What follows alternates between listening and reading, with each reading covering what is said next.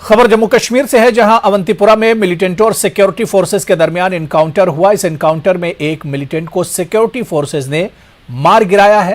ताजा तस्वीरें हमारे पास है। इलाके में लगातार सर्च ऑपरेशन जारी है।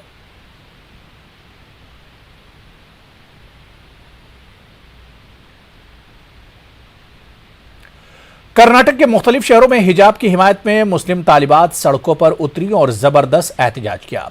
शिमोगा में तालिबात ने हिजाब पर पाबंदी पर बरहमी का इजहार किया। तालिबात का कहना है कि हिजाब के बहाने असल में अक़लियतों को निशाना बनाया जा रहा है। आज हमारे मुल्क में अक़लियतों के लिए कोई जगह नहीं है, ना ही उन्हें तहफ़्फ़ुज़ है। आज जहाँ पे बेटी बचाओ बेटी पढ़ाओ कहते हैं, वहाँ एक भी बेटी महफूज नहीं है। हर बेटी की ज़िंदगी खतरे में है। उन्नाव से लेके अगर आप उत्तर प्रदेश में जाके देखेंगे, रातों रात जला देते हैं। तो ये किसी के हमदर्द नहीं है, ये बस हिजाब का बहाना बना रहे हैं, क्योंकि इज़्ज़त नफ्स किसी शख्स की महफूज नहीं। यहाँ अपने ही निगहबानों से डर लगता है। और यहाँ पे अगर देखें तो मोदी जी, पीएम मोदी हमारे जो है, जो खुद को प्राइम मिनिस्टर कहते हैं, उनकी माता श्री, उनके भी सर पे दुपट्टा पल्लू होता है। अगर निकालना है तो उनका पल्लू निकालें। संसद में बैठने वाली प्रज्ञा ठाकुर से लेके योगी उत्तर प्रदेश का जो चीफ मिनिस्टर है, उसका लिबास आप देखेंगे तो वो भी केसरी लिबास है। जब पार्लियामेंट में बैठ सकता है, जब ये जाके पार्लियामेंट में बैठ सकती है, तो ये बच्चियाँ क्यों कॉलेज में, स्कूल में नहीं बैठ सकती? ये कहाँ का इंसाफ है? उधर बेंगलुरु की मशहूर दारुल क़ज़ा ने कहा कि कर्नाटक में अचानक ही हिजाब जारी तनाज़े के पीछे गहरी साजिश रची गई है। बेंगलुरु में बनशंकरी दारुल क़ज़ा के सदर नियाज पाशा ने कहा कि हालिया बरसों में कर्नाटक में मुस्लिम लड़कियां इम्तिहानात में अच्छे नंबरात से कामयाब हो रही हैं, आला ओहदों पर फायज हो रही हैं। मुस्लिम लड़कियों की तालीमी माशी तरक्की को रोकने के लिए फ़िरका परस्त ताकतों ने हिजाब पर पाबंदी का मुद्दा उठाया है। मारूफ आलिम दीन मौलाना शमीम सालिक ने कहा कि सालाना इम्तिहानात सिर्फ 2 माह बाकी हैं। ऐसे में अचानक हिजाब पर तनाज़ा पैदा करना एक साजिश है। हिजाब जो है वो एक तहजीब है, ये तो सदियों से चला आ रही है, ये तो एक तहजीब है। इस तहजीब को जो है, इस्लामी तहजीब को जो है, ये इन लोग, चंद लोग, ज़्यादा पूरे लोग मैं इसमें नहीं बोलता, एक चंद लोग 3%, ये जो है मुसलमानों की बच्चियों को गुमराह करने के लिए, उनको तालीम से दूर रखने के लिए बहुत अच्छी तरीके से इस बार जो है मुसलमानों के बच्चों का रिजल्ट बहुत अच्छा आया है। वो उन लोगों को देखा नहीं जा रहा है। इसीलिए जो है ये एक सियासत है, एक बीजेपी की चाल है। दर हकीकत हिजाब का मसला नहीं है, दर हकीकत तलाक का मसला नहीं है। इनकी बात को मैं तायीद करता हूँ कि इन्होंने ये कहा कि आज हमारे तालिबात बच्चे बच्चियां इल्मी मैदान के शहसवार बन रहे हैं, तो उनको रोकने के लिए, उनको डिवाइड करने के लिए।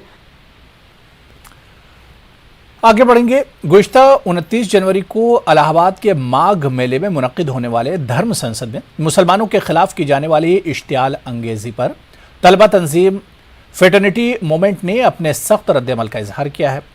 फ्रेटर्निटी मूवमेंट का कहना है कि धर्म संसद के जरिए पूरे मुल्क में मुसलमानों के खिलाफ नफरत अंगेज माहौल पैदा करने की कोशिश की जा रही है। फ्रेटर्निटी मूवमेंट की कौमी सेक्रेटरी आफरीन फातिमा ने इलाहाबाद में कहा कि माघ मेला धर्म संसद में खुले तौर पर मुसलमानों के कत्ले आम की धमकी दी गई।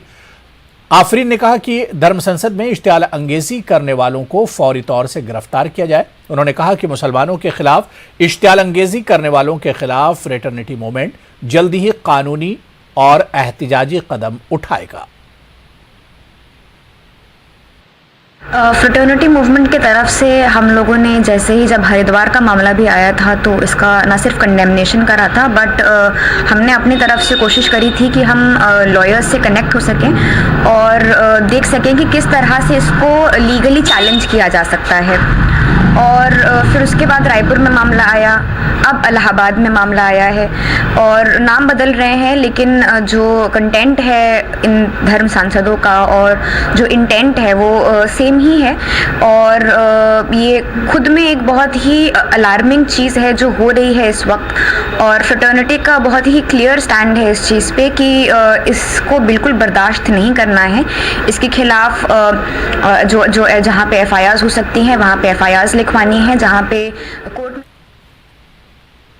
मध्य प्रदेश में 2 तारीखी शहरों के नाम तब्दील करने का नोटिफिकेशन हुकूमत ने जारी कर दिया है।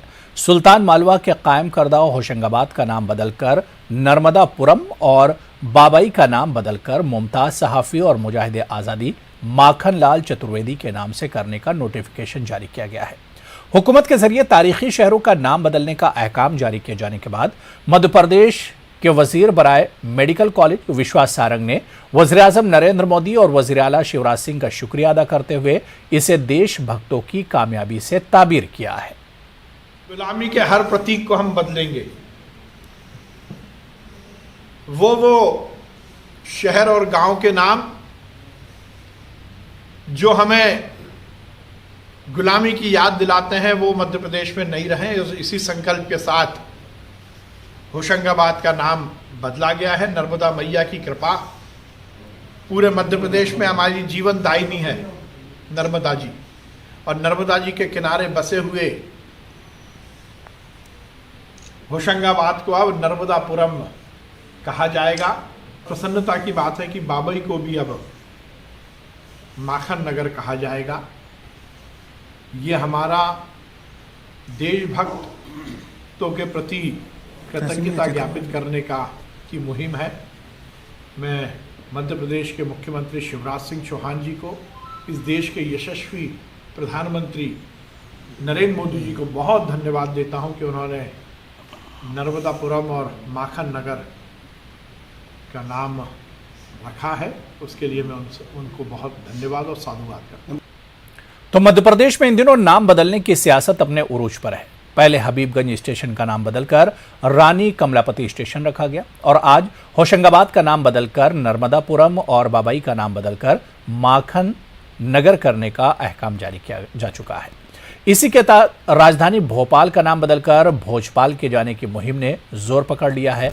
बीजेपी के जरिए जहां शिद्दत के साथ भोपाल का नाम बदलकर भोजपाल के जाने की बात की जा रही है, वहीं कांग्रेस और जमीयत उलमा मध्य प्रदेश ने हुकूमत के मौक़िफ़ के खिलाफ अपनी सख्त नाराजगी का इजहार किया है। कांग्रेस और जमीयत उलमा और कांग्रेस का कहना है कि भोपाल का नाम गोविंद हुक्मरा भोपाल शाह बिलाल के नाम से रखा गया था। धार के राजा भोज से इसका कोई ताल्लुक नहीं है। हुकूमत को तारीख का मुताला करना चाहिए। कांग्रेस के नेता कहते हैं कि यह हमारा भगवा एजेंडा है। यदि वो इसको भगवा एजेंडा मानते हैं तो भी हमें कोई दिक्कत नहीं है।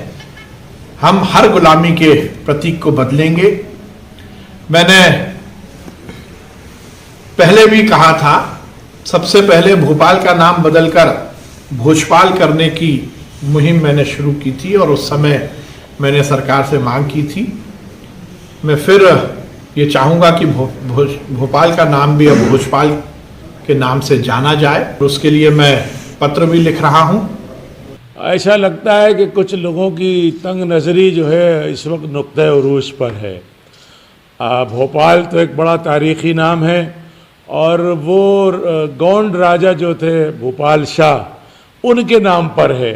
राजा भोज तो धार के राजा थे, राजा भोज का ताल्लुक भोपाल से नहीं था। और अगर भोजपाल भी होना है तो शॉर्ट में वो भोपाल ही बनता है। वो तखफीफ होती है अल्फाज के अंदर, साकिन होता है। इनको उर्दू और हिंदी ग्रामर भी नहीं मालूम। तो भोपाल था असल नाम, जो यहाँ के जो हुक्मरान थे भोपाल शाह, उनके नाम से भोपाल है। तो ये तो तंग नज़री की जो है अलामत ये लोग जाहिर कर रहे हैं। तरक्की की बात करें, विकास की बात करें, मुल्क की तरक्की हो, मुल्क के मसले हल हों, इसकी तरफ तवज्जो न देकर अरे भाई आपको कुछ करना है। अब स्टेशन का नाम हबीबगंज था, हबीबगंज को बदल के राना कमलापति कर दिया। देखिए, विश्वास सारंग जितने दलितों के और आदिवासियों के नाम हैं उनको उन्हीं पर को बदलने का काम कर रहा है। भोपाल शाह जो एक आदिवासी थे उनके नाम से है, लेकिन ये इनको इतिहास पता नहीं है। वो सिर्फ नाम बदलने का काम कर रहा है। नई चीज़ कुछ बनाना नहीं चाहते। नई चीज़ इनके पास है नहीं। कोई 17 साल की सरकार में कोई नया निर्माण इन्होंने करा नहीं है, कोई नया ज़िला बनाया नहीं है। तो सिर्फ इन चुनावी एक स्टैंड, इनके पास कोई मुद्दे तो है नहीं, सिर्फ लोगों का ध्यान भटकाने के लिए इस प्रकार की रोज़ आए दिन इनके बयानबाजी होती हैं। आगे बढ़ेंगे। अजमेर में हज़रत ख्वाजा मोइनुद्दीन चिश्ती रहमतुल्लाह अलैह के 810वें उर्स की तकारीब जारी हैं। चारों जानिब खुशनुमा समा है। राजस्थान हुकूमत की गाइडलाइन में तब्दीली के बाद और रात का कर्फ्यू खत्म होने के बाद ज़ायरीन बड़ी तादाद में बारगाह ख्वाजा का रुख कर रहे हैं।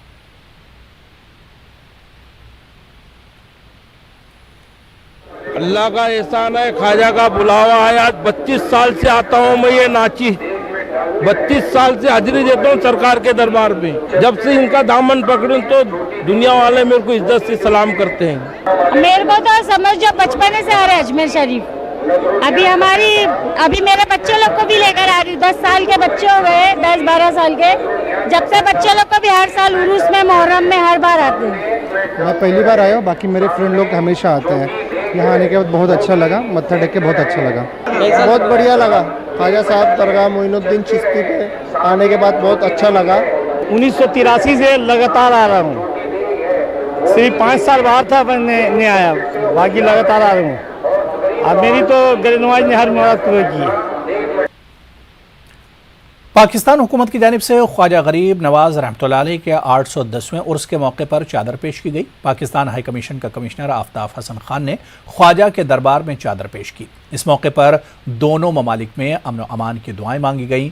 आफ्ताब हसन खान ने मज़ार पर मौजूद तमाम अफराद बिलखुसूस इंतज़ामिया का सालाना उर्स के मौके पर उनकी आमद में सहूलत फराहम करने पर शुक्रिया अदा किया। उन्होंने कहा कि हज़रत ख्वाजा सैयद मोइनुद्दीन हसन चिश्ती रहमतुल्लाह अलैह बर्र सगीर के सबसे ज़्यादा काबिल एहतराम सूफ़ी संतों में से एक हैं और दुनिया भर के अक़ीदतमंदों के लिए रूहानी ग़िज़ा का ज़रिया हैं। वाज़ेह कि कोरोना वायरस की वजह से इस साल पाकिस्तानी ज़ायरीन की आमद मुमकिन नहीं हो पाई। हालांकि पाकिस्तान भारत दो तरफ़ा प्रोटोकॉल 1974 के तहत मजहबी मकामात के दौरे का एक दूसरे को हक हासिल है। पाकिस्तान गवर्नमेंट और पाकिस्तान के लोगों की तरफ से और पाकिस्तान एम्बेसी की तरफ से यहाँ ख्वाजा गरीब नवाज के दरबार में आए हैं। हमने अपनी हाज़िरी दी है और चादर चढ़ाई है और दुआ की है। हमारे पाकिस्तान से बहुत सारे ज़ायरीन यहाँ हर साल की तरह आना चाहते थे ताकि वो आएँ यहाँ पर और अपने अपनी मिन्नतों के साथ, अपने अपनी दुआओं के साथ, अपने तमन्नाओं के साथ और ख्वाजा गरीब नवाज के दरबार में हाज़िरी देना चाहते थे। लेकिन कोरोना की रिस्ट्रिक्शंस की वजह से वो आखिरी वक्त पे यहाँ नहीं आ सके। हम उनकी तरफ से भी यहाँ पर आए हैं और हमने अपनी हाज़िरी दी है। हमने दुआ की है कि अल्लाह ताला हमें अमन व आशती नसीब फरमाए और हमें तमाम इंसानियत को इस कोरोना की वबा से निजात नसीब फरमाए और हमें आपस में मिलजुल कर प्यार, मोहब्बत, अमन और आशती के साथ रहने की तौफीक अता फरमाए। हज़रत ख्वाजा मोइनुद्दीन हसन चिश्ती रहमतुल्लाह अलैह के 810वें उर्स के हवाले से बेहतर इंतज़ामात किए गए। दरगाह के इलाके के अलावा ज़िला इंतज़ामिया और दरगाह कमेटी के ताउन से कायड़ विश्राम स्थली पर भी ज़ायरीन के लिए इंतज़ामात किए गए हैं। मैं तो ज़्यादा टेंशन आ रहा हूँ, करीब 2-3 फेरा मैं आया हूँ, लेकिन मैंने ये देखा आज कुछ है, आने वाला टाइम कुछ और है। आज कुछ रौनक और है, आने वाले टाइम में कुछ रौनक है। जनता जितनी भी है कि वो बढ़ती चली जा रही है। ये अल्लाह का फजल है, रहम करम है उसका और हमारे ख्वाजा गरीब नवाज रज़ियल्लाहु ताला अन्हु का उनका हम पे फैज़े आव। और कोशिश ये रहती है कि जो सिर्फ ख्वाजा का नाम लेके आते हैं कि ख्वाजा हमारे लिए सब कुछ करेंगे, उन ज़ायरीन के लिए खुसूसी इंतज़ाम यहाँ किए जाते हैं। मेडिकल की जहाँ तक हम बात करते हैं तो यहाँ पर ज़िला इंतज़ामिया के साथ में कोलकाता की जो मेडिकल टीम है ख्वाजा गरीब नवाज ट्रस्ट की तरफ से, उसकी तरफ से भी बहुत बेहतर खिदमत अंजाम दी जा रही है। अगर कोविड का कोई सस्पेक्टेड केस हमारे यहाँ पर अगर आ जाता है, आइडेंटिफाई होता है, तो एक स्पेशल क्वारंटाइन सेंटर भी हमने बनाया है। तो तमाम तैयारियों के साथ इस उर्स को मुनक़्क़िद किया जा रहा है और हमारी कोशिश यही है कि इस बार भी इंसिडेंट फ्री उर्स हो और ज़ायरीन बेहतर यादों और तजुर्बे के साथ वापस जाए और वापस ये ख्वाहिश करे कि हम दोबारा दरबार ख्वाजा में लौट कर आए। करीब 20-22 साल आते हुए हो गई और जब जब समय के हिसाब से तरक्की होती आ रही सब बात है। 5 साल से आ रहे हैं, देख रहे हैं, मैं ऐसे ही है। सहूलियत बहुत बेहतरीन है, किसी चीज़ की कोई दिक्कत नहीं है। क्या अपने आने वाले साथियों को क्या मैसेज दोगे, क्या पैगाम दोगे, संदेश दोगे? संदेश देंगे कि बहुत अच्छे हमारे ख्वाजा गरीब नवाज पे। चलिए यहाँ पर रुकेंगे फिलहाल छोटे से ब्रेक के लिए।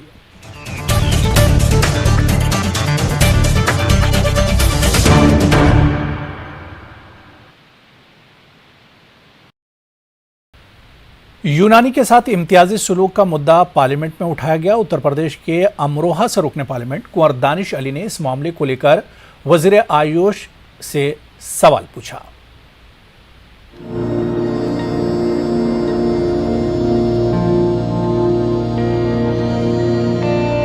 इंडियन सिस्टम ऑफ मेडिसिन को बढ़ावा देने के लिए वजारत आयुष तश्कील दी गई थी, लेकिन अब यह वजारत अपने रास्ते से भटकती हुई नजर आ रही है। दरअसल वजारत के तहत आयुर्वेद, यूनानी, होम्योपैथी, सुधा और सोया रिग्बा को रखा गया है। गुज़िश्ता दिनों हिंदुस्तानी देसी इलाज को लेकर कमीशन बनाया गया। Commission for Indian system of medicine नाम के कमीशन के तहत बोर्ड तश्कील दिए गए, लेकिन यूनानी का बोर्ड न बनाकर इसे सुधा और सोया रिग्बा के साथ रखा गया। बड़ा सिस्टम होने के बाद भी सुरेधा को इस बोर्ड का चेयरमैन बना दिया गया। यही वजह है कि अब वजारत पर भेदभाव का इल्जाम लग रहा है। पूरे हिंदुस्तान में एक ऐसा तरीका इलाज है जिससे सभी फ़ायदा उठाते हैं, तो यूनानी का बोर्ड भी आयुर्वेद के साथ होना चाहिए, या यूनानी का बोर्ड जो है सेपरेट बनाए आयुर्वेद जैसा बिल्कुल, तो जब जो है बेहतर रहेगा। और यूनानी को भी आयुर्वेद की तरह ही प्रमोट किया जाए, उसके लिए फंड्स भी दिए जाएं, और उसके जो ग्रेजुएट्स हैं या पोस्ट ग्रेजुएट्स हैं उनको जो है जॉब भी दी जाए। तो जब यूनानी का विकास होगा और जब ये नारा जो है पूर्णतः बिल्कुल सच साबित होगा कि सबका विकास सबका विश्वास। वहीं इस मामले पर पार्लियामेंट में सवाल पूछने वाले रुकने पार्लियामेंट कुंवर दानिश अली ने जवाब को लेकर नाराजगी जताई। यूनानी पैथी का पूरा ज़्यादातर सिलेबस और ज़्यादा डॉक्यूमेंट्स उर्दू में अवेलेबल हैं। अब ये वो उर्दू मैंडेटरी भी है अप टू 10, अब उसको भी निकालने की कहीं ना कहीं इंटरनल बात चल रही है, इसलिए ख़तरा मंडरा रहा है। हम उससे का मुकाबला करेंगे और किसी भी हालत में हम सरकार को ये सौतेला व्यवहार यूनानी के साथ करने नहीं देंगे।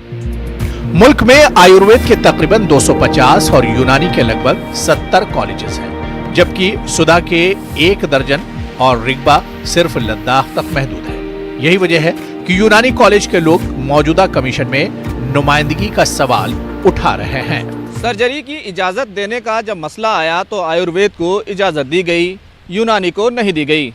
इसी तरह गाज़ियाबाद में यूनानी के लिए एम्स बनना था, लेकिन उसको नेशनल इंस्टीट्यूट में तब्दील कर दिया गया। कई ऐसे फैसले हैं जिसकी वजह से यूनानी के लोगों में इस तरह का एहसास पैदा हुआ है कि उनके साथ तफरीक बरती जा रही है और यूनानी को दबाया जा रहा है। कैमरामैन फिरोजवानी के साथ खुरम शहजाद, न्यूज़ 18 दिल्ली। कोई भी अदब पारा हरफ आखिर नहीं होता, चाहे वो अदब की कोई भी सिन्फ हो। इसकी तशरीह और तौज़ीह के दरवाजे हमेशा खुले रहते हैं। इसलिए रिसर्च स्कॉलर्स को इस जाविये से अदबी असनाफ का जायज़ा लेना चाहिए।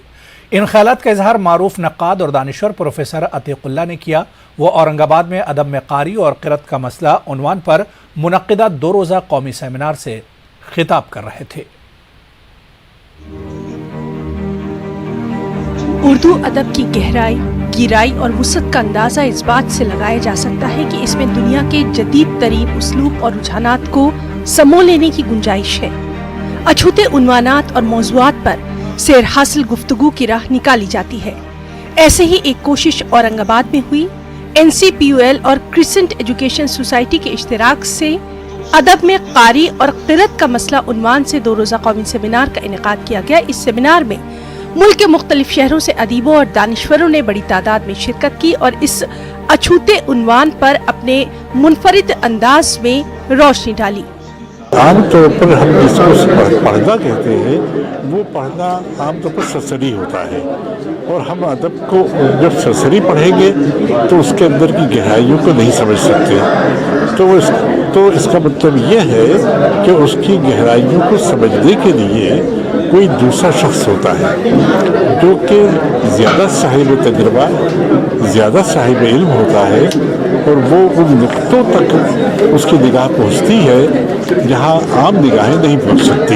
हमें नाम इफ्तिताही इजलास में प्रोफेसर अतीकुल्लाह जो दिल्ली से आए, उन्होंने कलीदी खुतबा पेश किया और सतारती खुतबा डॉक्टर इर्तिकाज़ अफजल ने पेश किया। डॉक्टर मुस्तजीब खान और डॉक्टर असलम परवेज़ साहब ने अपने तासुरात भी पेश किए और जो मौजू है, मौजू की अहमियत और इफ़ादियत पर रोशनी डाली और बड़े जामे अंदाज में उस पर उन्होंने बात की, गुफ्तगू की। इस सेमिनार में अदब की मुख्तलिफ असनाफ और उनकी क़िरत के मसाइल पर सैर हासिल गुफ्तगू की गई। डॉक्टर इर्तिकाज़ अफजल ने बदलते तकाज़ों के तहत अदब में नए रुझानात का अपने तजुर्बे की रोशनी में नक्शा खींचा और कैसे अदब को परवान चढ़ाया जा सकता है, इस पर तफसीली रोशनी डाली। इस 2 रोज़ा सेमिनार में कमोबेश 16 मकाले पढ़े गए। उनके लिए इसलिए मुआविन है तो वो ये समझें कि जो भी तशरीह है, चाहे मीर की हो, चाहे गालिब की हो, या तज्जिया हो, किसी अफसाने का हो या किसी नावल का हो, वो हर्फ आखिर नहीं होता, बल्कि उसके दरवाजे खुले हुए हैं। आपको उसके अंदर दाखिल होने के कई दरवाजे हैं। इस सेमिनार में कमोबेश 16 मकाले पेश किए जाएंगे अलग अलग मौज़ूआत पर, और मुझे उम्मीद है कि इसके सबब न सिर्फ उर्दू ज़बान के चाहने वाले बल्कि उर्दू ज़बान और अदब के जो तालिब इल्म हैं, जो स्कॉलर्स हैं, उनको भी बड़ा उसका फ़ायदा होगा इस सेमिनार का। 2 रोज़ा सेमिनार के इफ्तिताही इजलास में खान मुकीम खान ने NCPUL की मुल्क गिर काविशों और उर्दू के फ़रोग़ में काउंसिल के कलीदी रोल पर भी रोशनी डाली। इस मौके पर मेहमानान के हाथों डॉक्टर रेहाना की तस्नीम जदीद उर्दू नज़्म का इजरा भी अमल में आया। सेमिनार में मुहिब्बान उर्दू, बाज़ौक़ सामीन और अदीब व दानिश्वर कसीर तादाद में मौजूद थे। न्यूज़ 18 उर्दू के लिए औरंगाबाद से अजहरुद्दीन की रिपोर्ट। भोपाल कमला नेहरू अस्पताल में 8 नवंबर 2021 की शब हुई आतिशबाजी मामले में किसी के खिलाफ FIR दर्ज नहीं किए जाने को लेकर भोपाल MLA आरिफ मसूद के जरिए जबलपुर हाईकोर्ट में दायर अर्जी पर समाअत हुई। हाईकोर्ट ने मामले की समाअत करते हुए शिवराज सिंह हुकूमत को नोटिस जारी करते हुए 2 हफ्तों में जवाब पेश करने की हिदायत दी है। वाज़ रहे कि कमला नेहरू अस्पताल में हुई आतिशबाजी को लेकर अब तक किसी के खिलाफ FIR दर्ज नहीं किए जाने और बच्चों की अमवात को छुपाने को लेकर भोपाल MLA आरिफ मसूद के जरिए अर्जी दायर की गई थी। हाईकोर्ट के जरिए नोटिस जारी किए जाने पर अपनी खुशी का इजहार किया है। खुशी की बात है कि माननीय उच्च न्यायालय ने उसको एक्सेप्ट कर लिया और विचाराधीन ले लिया उस मामले को। मामला गंभीर था, मेरे लॉयर ने अपील करी और माननीय न्यायालय ने उस पर गंभीरता देखते हुए, क्योंकि मेरा जो पॉइंट्स थे वो बहुत बेसिक पॉइंट थे कि मैंने विधानसभा में लगाया था कि इतने बच्चों की मौत हुई और सरकार 5 बच्चे बता रही है, जबकि हम लोगों के सामने ही काफ़ी लग रहा था कि काफ़ी बच्चों की जानें जा चुकी हैं। और मैं निरंतर कह रहा हूँ कि सरकार और मंत्री अपनी छवि बचाने के लिए। तो चलिए, इस बुलेटिन में अभी फिलहाल इतना ही। आदाब।